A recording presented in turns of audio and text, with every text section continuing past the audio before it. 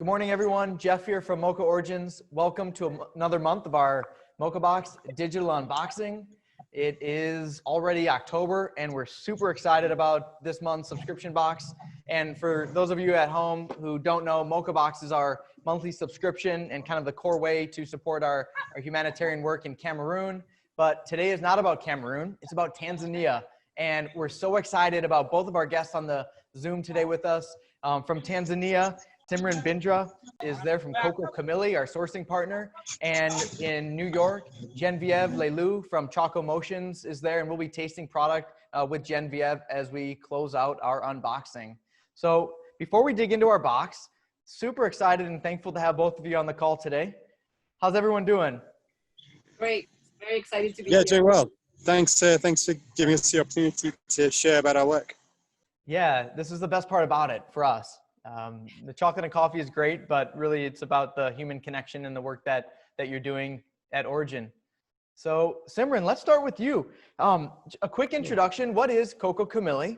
When was it founded? Maybe a little of your backstory, and then let's see some stuff. Sure, sounds good. So Cacao Camilli, we started, Brian, my business partner and myself, started in 2013. So it's been a little bit of a while right now. We both came from careers in international development and wanted to take a more sustainable business-oriented way to approach economic development. And we thought that cocoa and chocolate would be an interesting way to do it. And so what we did was, we knew that in Tanzania we had good quality genetics, we had a good climate for growing cocoa. Where we were really dropping the ball on was the post-harvest handling, the fermentation and drying, which is where 60–70% of the flavor development actually comes in. And the reason behind that was that there just wasn't much of a incentive for the existing farmers because the existing buyers just needed large volumes for the commodity market, and they didn't have a market for people like yourselves who were interested in a quality bean to make a quality premium chocolate product. So we thought that there would be an opportunity for Tanzania to be on the map as a fine flavor cocoa origin. And so we spent a couple of weeks driving around the different cocoa producing parts of the country and settled on beautiful Kilimanjaro Valley, which is where we are now. I'll give you guys a little bit of I don't know how much you can see in the back, just behind those trees, there's a mountain range called the Adzungwa Mountains. It's about 5 o'clock. It's about 5:15 here right now, so things are a little quiet. We're starting to quieten down. Yeah, but maybe we'll go in a little bit of an explanation about what makes us different. Apologies for all the village noise behind us. We're on a main road, and so there's a lot of traffic, a lot of people going by, a lot of stuff happening at our facility as well, because we're in the middle of our harvest season right now. All good. No, this is exciting, and it's great to see that the activity around you, and appreciate that overview. It's a really great approach to economic development, and I think that's one of the reasons, outside of the amazing cacao, but one of the core reasons we're drawn to working with you and Cacao Camilli. Yeah. Cool. So what we do a little bit differently from most cocoa exporters, at least in Tanzania, is that we buy wet cocoa. So typically what happens is that during the day, we'll receive a long line of farmers coming in through our factory gate. They come here with their wet cocoa. It gets weighed over here. Farmers get paid out of here on the spot, cash on the spot with receipts written.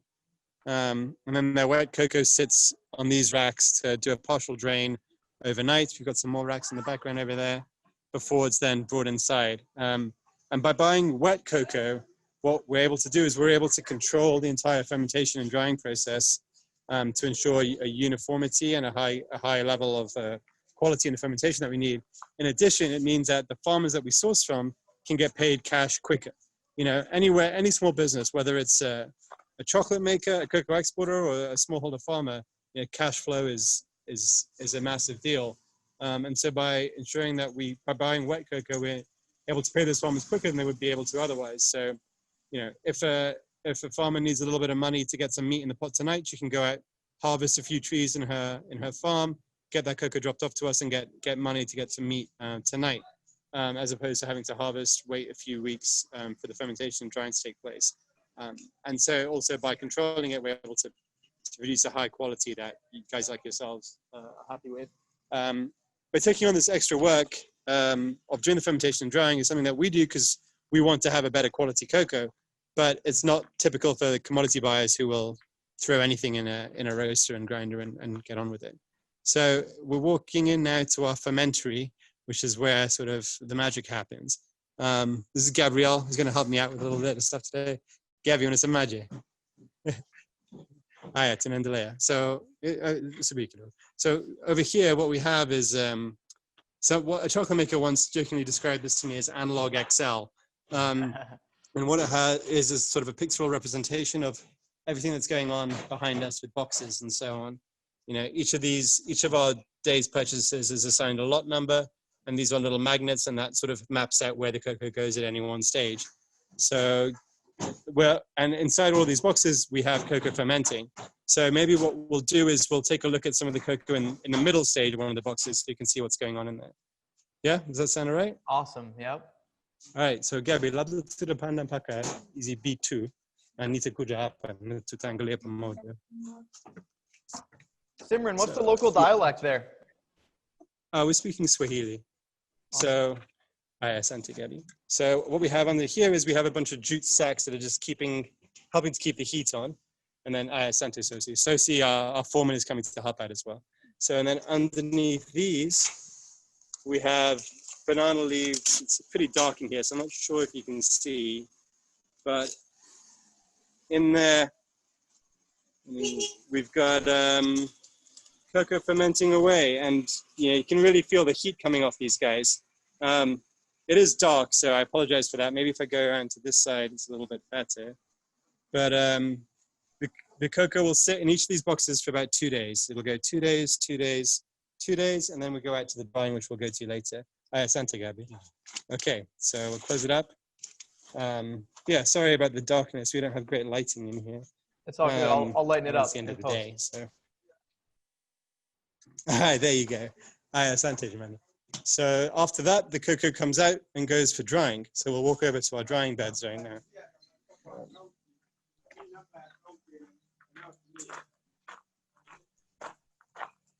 Got a cocoa tree over here. This facility, it used to be like a bar, and the room which our fermentary is used to be like a dance hall or like a disco. But we turned it into a fermentary. So for our first few weeks on Sunday afternoons, we get drunk guys showing up demanding a beer. We're like, no, this isn't a bar anymore. We're like, okay. And this is one of our stores for the drying beds, but here are all of our drying beds. And some of our team here as well. And it's a magic Jamani.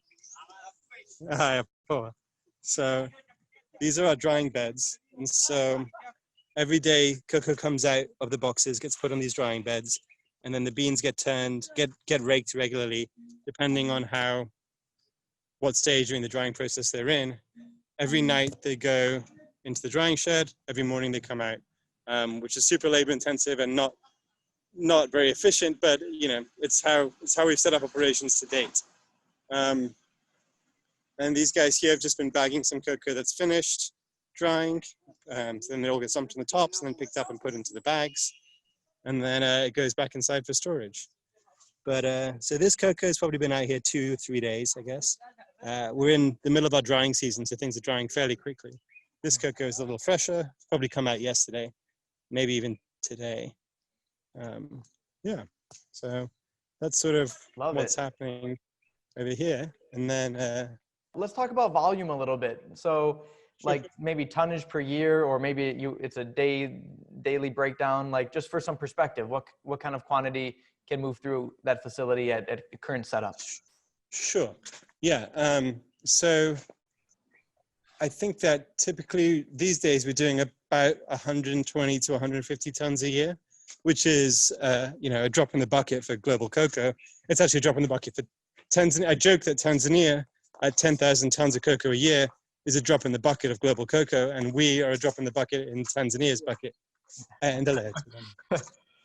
Yeah, so awesome. very small, but for the craft chocolate world, not as tiny necessarily.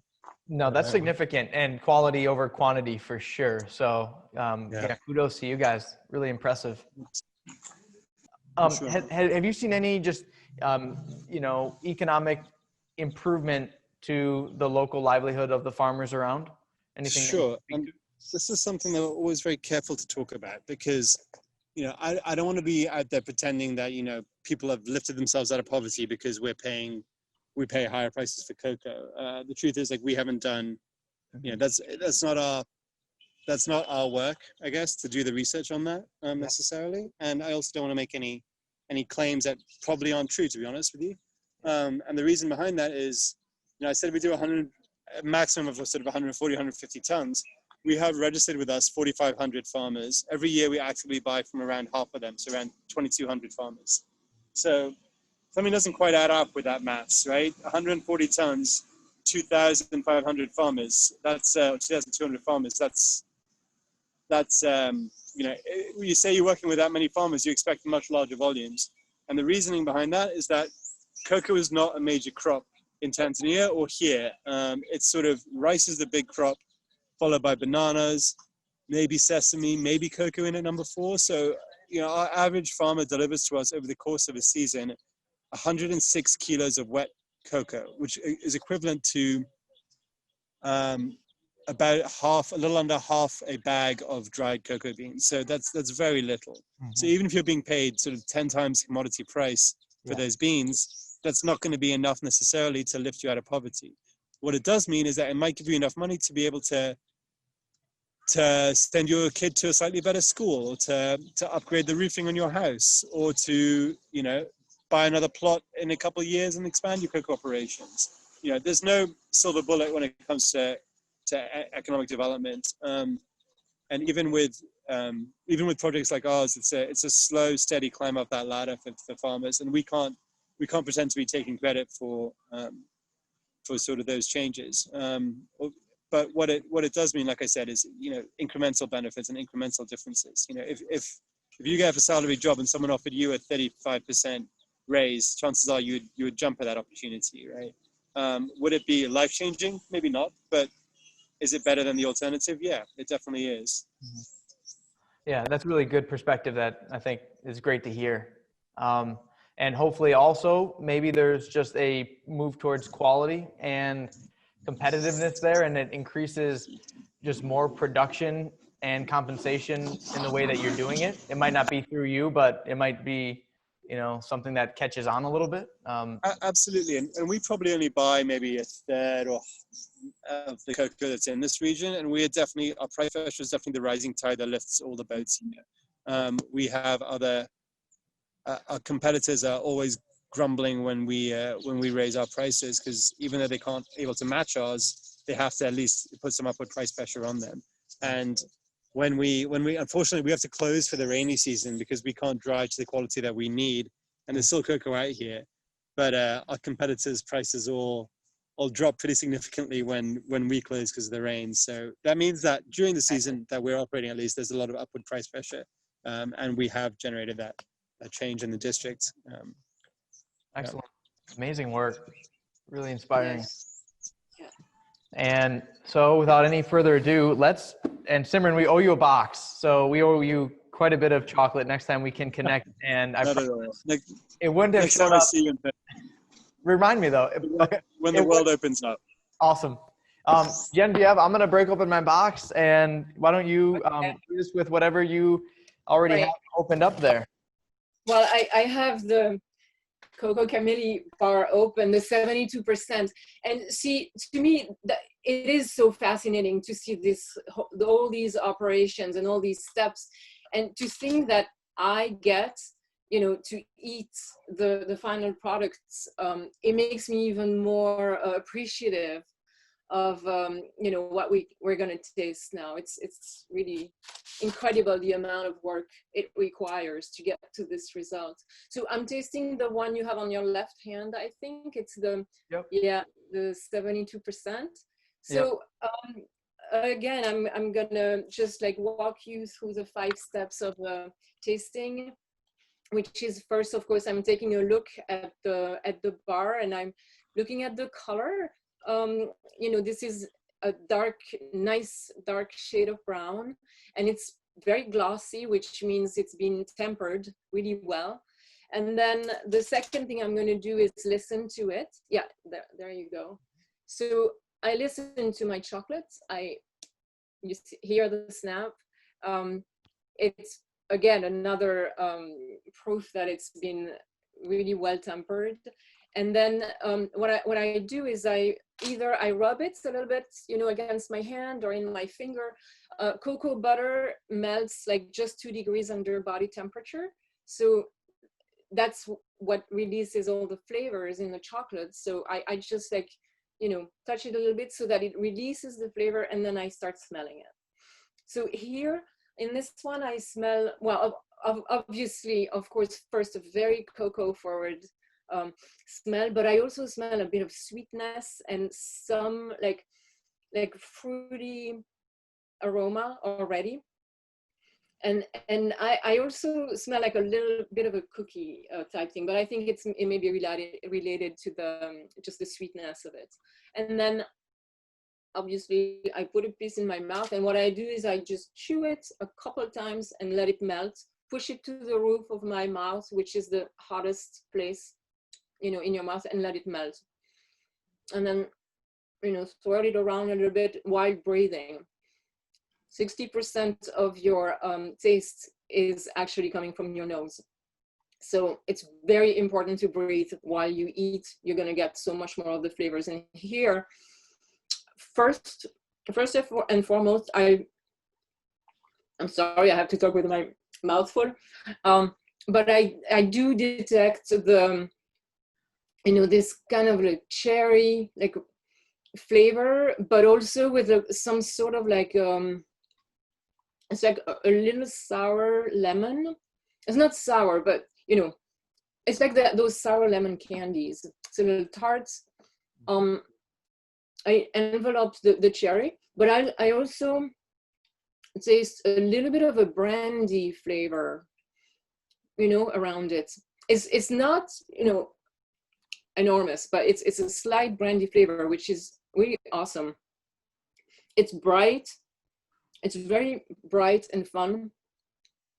And yeah, this is the brightest, bright is a good word, but you know, being that we work with, and it took a long time for us to kind of land on a roast profile because it had so much to offer. We could go in a lot of directions with it.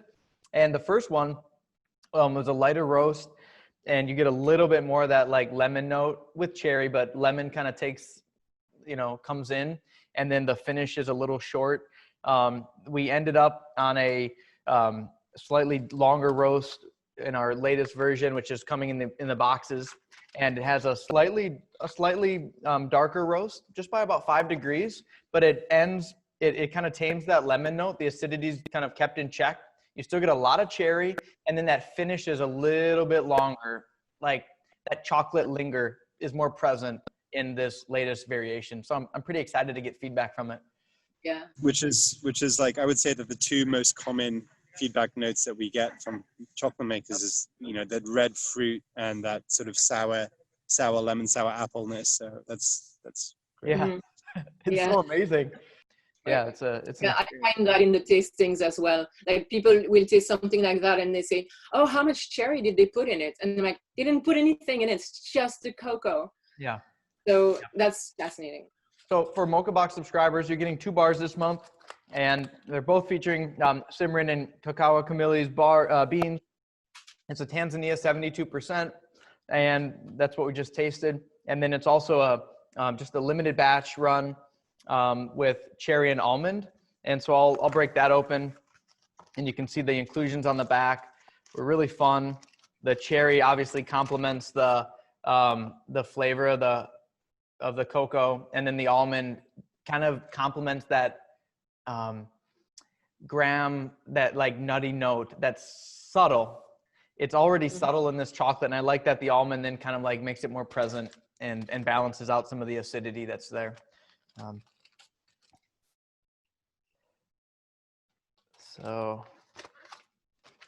yeah, and you know, in the packaging, it's fun. We source through Meridian Cocoa, who we just love, and all this is on our new packaging. You can see who we source from, and it tells the story about Coco Camille, everything that Simran just detailed about. And so, yeah, we just hope you enjoy, you know, reading this. A lot of it is on Coco Camille's website or Meridian's website, and just as you're eating, enjoy the chocolate for the food that it is, and really the beans that are behind it, and ultimately the story and work that's going on at Origin, which is really important that we get to know a little bit more than we currently do about chocolate in general. So I can't eat any more chocolate in front of Simran. I feel so guilty right now. I'm bringing you like a suitcase or whenever you show up. Don't worry. I've always got chocolate with me. I've got some in my bag inside. I'm sure it's super melted, but you can't be in this business and not have easy access to chocolate. Okay, awesome. Do you make any batches on farm site, like even just small grinding tests or? Not here, just because our power situation isn't up to it. At our head office in Dar, where we live, where our homes are, well, my home is. We do make a fair bit of chocolate. We'll make batches every time we run experiments, just to see what notes we're getting out of them. Or honestly, like if I want to do some chocolate forward baking, I can't. I have a really hard time justifying cutting up a bunch of craft chocolate bars, and I think, well, better just to make some of my own not very good chocolate and then mask it with all the sugar and vanilla that goes into a batch of cookies. Awesome. I want to be in your kitchen. Yeah, that sounds like the right kitchen to be in. So Exactly. yeah, I just want to end by appreciating both of your time. It's afternoon, later in the day for Simran, and when wanting to do this for months, glad it could finally work out. Really appreciate you giving us an explanation of your project, an overview of why your cocoa tastes so good and it's so consistent. And then also just for the work that you do. And we're honored just to be a recipient of even the modest amount of beans we're currently getting. Our goal is to grow our market and use as much as we can. And Genevieve, as always, letting you educate us around the true potential of chocolate tasting and the nuances that exist. Thank you so much for your time as well. Thank you. This was Thanks. great. Thanks a lot, Jeff. Yep. Be well, everyone. We'll stay in touch. Great Take to care. meet you, Genevieve, too. Well, I hope nice to meet to you in meet you. person soon. Bye, everyone.